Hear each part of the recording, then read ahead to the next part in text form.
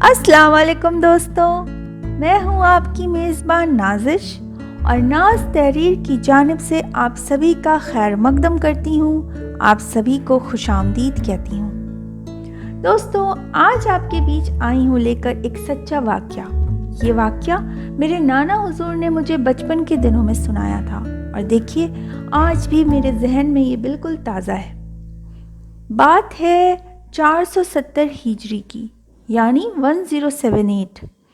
मार्च का महीना था और ईरान के एक छोटे से गांव जिलान, जो जिलान के नाम से जाना जाता है, वहाँ पर एक प्यारे से बच्चे की पैदाइश होती है। इस बच्चे का नाम अब्दुल कादिर जिलानी रखा गया और लक़ब था मोहीउद्दीन। बाद में जाकर आप गौसे आज़म दस्तगीर के नाम से भी बहुत मशहूर हुए। आपके वालिद साहब का नाम अबू सालेह मूसा अल हसनी और वालिदा का नाम उम्मुल खैर फ़ातिमा था। बड़ी छोटी उम्र से ही आपके साथ ऐसे वाक़यात दरपेश आ रहे थे कि आपको इस बात पर यकीन होता जाता है कि अल्लाह पाक ने आपको किसी ख़ास मकसद के लिए पैदा किया है। आप बहुत छोटे थे तभी आपके वालिद साहब का इंतकाल हो जाता है। आपकी परवरिश आपकी अम्मी और नाना हुजूर करते हैं। आपके एक छोटे भाई भी थे। जब आप 18 साल के होते हैं तो अम्मी से इल्म दीन हासिल करने की गरज से बगदाद जाने की इजाज़त लेने आते हैं। आपकी अम्मी राज़ी हो जाती हैं और आपसे उन 80 दिनार का ज़िक्र करती हैं जो आपके वालिद हुजूर विरासत में छोड़ गए थे। आप अपनी अम्मी से कहते हैं कि अम्मी, मैं वो 80 दिनार पूरा नहीं ले सकता, बल्कि 40 खुद के लिए और 40 अपने भाई के लिए रहने दूंगा।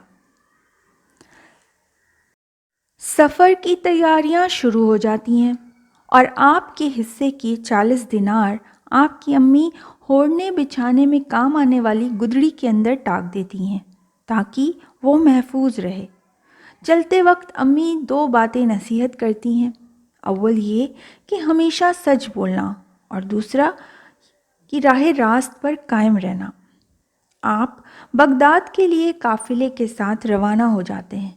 काफ़िला जैसे ही हमदान के कुछ आगे पहुंचता है, 60 डाकू अपने सरदार के साथ सभी लोगों का मालो असबाब लूट लेते हैं। आपके पास भी एक डाकू आता है और आपके मालो असबाब के बारे में पूछताछ करता है। आप क्योंकि सिर्फ सच बोलते थे तो सच सच उन 40 दिनार के बारे में बता देते हैं। जब वो डाकू पूछता है कि कहाँ है वो 40 दिनार, तो आप कहते हैं कि गुदड़ी के अंदर है, अम्मी ने टाक दिए थे। उस डाकू को मजाक लगता है और वो चला जाता है। इसके बाद 2-3 डाकू फिर आपके पास आते हैं और आपसे यही सवाल करते हैं कि क्या तेरे पास है कुछ। आप उनको भी यही जवाब देते हैं। ये तमाम डाकू अपने सरदार के पास जाकर इस वाक़ये का जिक्र करते हैं। डाकुओं का सरदार आपको अपने पास बुलाता है और फिर से यही सवाल करता है। आप फिर से यही जवाब देते हैं और अपनी गुदड़ी भी उसके सामने पेश कर देते हैं।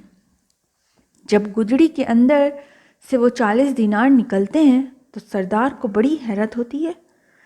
हैरत अंगेज सरदार अब्दुल कादिर जिलानी रहमतुल्लाह अलैह से पूछता है, ऐ लड़के, ऐसी क्या वजह थी जो तू सच पर कायम रहा? तू सच ही बताता रहा सबको। अगर तू चाहता तो हमें इस बारे में कुछ भी ना बताता और हमें हरगिज़ मालूम भी ना पड़ता।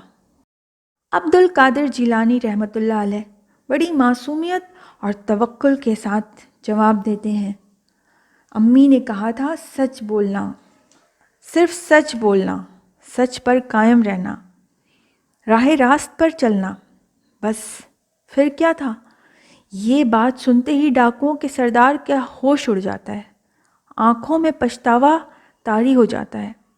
कहता है, मैंने तमाम उम्र लोगों को अजियत दी, तकलीफ़ दी, कभी अपने रब को याद नहीं किया।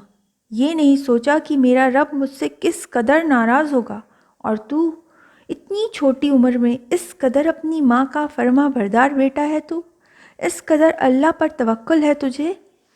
बस फिर क्या था? उसी वक्त गिड़गिड़ा कर रो पड़ता है, अल्लाह से माफ़ी मांगता है, अपने साथियों को भी राह रास्त पर चलने का हुक्म देता है। दोस्तों, इस पूरे वाक़ये को सुनने के बाद ہمیں 2 باتیں سیکھنے کو ملتی ہے۔ ایک تو یہ کہ ہمیشہ سچ پر قائم رہنا چاہیے، اور دوسرا یہ کہ اللہ رب العزت پر، ان کے بنائے ہوئے پلان پر بہت زیادہ یقین کرنا چاہیے، توکل رکھنا چاہیے، چاہے کتنی بھی بڑی مشکلات، پریشانی، غم کیوں نہ آ جائے، اللہ پر یقین کم نہیں ہونا چاہیے۔ ہم جتنا زیادہ اللہ پر یقین رکھیں گے، یہ غم، یہ مشکل، یہ پریشانی خود بخود چھوٹی ہوتی جائے گی اور آسان ہوتی جائے گی۔ دوستوں، میں خود کے لیے اور آپ تمام سننے والوں کے لیے دعا کرتی ہوں کہ یا اللہ ہماری عمر کے ساتھ ساتھ ہمارے توکل میں بھی اضافہ ہو اور ہم صبر کا دامن ہرگز نہ چھوڑیں۔ دوستوں، اگر آپ سبھی کو یہ واقعہ اور میرا انداز بیاں پسند آیا ہے تو کامنٹ کر کے ضرور بتائیں۔ اپنی فیملی کے ساتھ اس ویڈیو کو شیئر کریں اور لائک کرنا ہرگز نہ بھولیں۔ اپنا بہت خیال رکھیے، خوش رہیے۔ انشاءاللہ بہت جلد آؤں گی ایک نئی تحریر کے ساتھ۔ اللہ حافظ۔